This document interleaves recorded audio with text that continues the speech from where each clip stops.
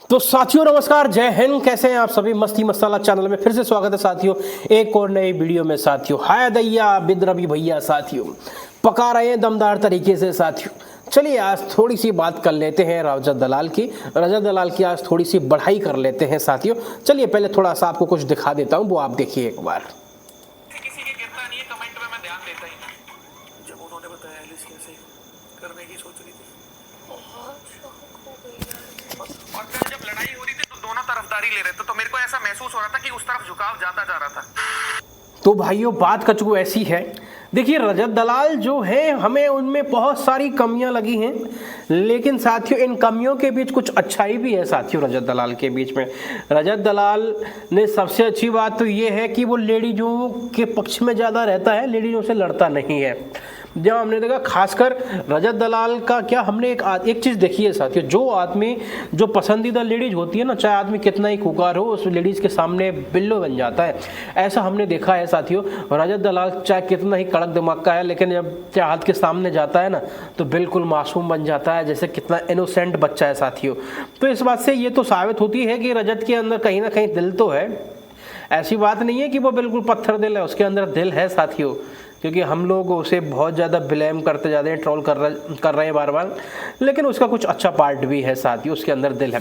And अगर second देखें साथियों, जो शायरी का मुजर्रा चला है साथियों बिग बॉस 18 के अंदर, हालांकि करण थोड़ी बहुत मार रहा था शायरी हल्की फुल्की, लेकिन जो असली खेला है शायरियों का साथियों, जो 2-3 वीक निकले हैं, जहाँ भैया रवि किशन भैया भी शायरी बोल रहे हैं, तो ये सब देन है साथियों रजत दलाल की।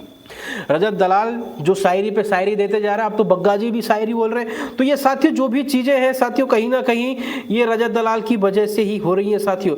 और कहीं ना कहीं हम रजत दलाल को देखें साथियों तो वाकई में कहीं ना कहीं पॉजिटिव वे में भी नज़र आ रहा है साथियों। जहां हमने देखा कॉफ़ी के अल्टरनेटर उसने निकाला, और वो विवियन के लिए जिस तरीके से कॉफ़ी दे रहा। और सबसे बड़ी बात ये देखिए, क्योंकि आदमी हर किसी के लिए बुरा नहीं होता। एक बंदा अरफीन भी तो था, उस अंग्रेज भाई ने भी तो इस पर बहुत ज़्यादा भरोसा किया था, रजत दलाल पर किया था कि नहीं किया था, कि वो अपनी वाइफ को ये बोल के गया था सिर्फ रजत दलाल पे भरोसा करना और किसी पे भी भरोसा मत करना। तो ये भी कोई छोटी मोटी बात नहीं है साथियों। और हाँ, एक बात आपने वो लाइव फीड में देखा होगा, जिस तरीके से सारा जब रो रही है, जब वो किस तरीके से कहता है कि बस मुझसे यही नहीं आता चुप कराना, आप चुप पड़ जाओ, बस रो मत प्लीज।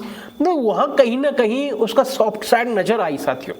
ऐसा नहीं है कि वो हर बार ही कठोर है, तो ऐसी बात नहीं है साथियों। कहीं ना कहीं रजत के अंदर भी दिल है, कहीं ना कहीं क्या है वो बह जाता है, गलत मुद्दे पकड़ लेता है, वो उसकी गलती है, क्योंकि उसके अंदर थोड़ा थोड़ा बुद्धि की कमी है। बाकी का रजत दलाल पॉइंट ऑफ व्यू अगर हम देखें तो रजत दलाल ठीक है साथियों, इतना भी बुरा नहीं है। आपकी क्या राय है साथियों, वो भी आप जरूर दें। रजत दलाल कंटेंट तो खूब दे रहा है साथियों, इसमें कोई कमी नहीं है। बाकी आपके मन में कोई और दूसरी बात आती है तो साथियों वो भी बताएं।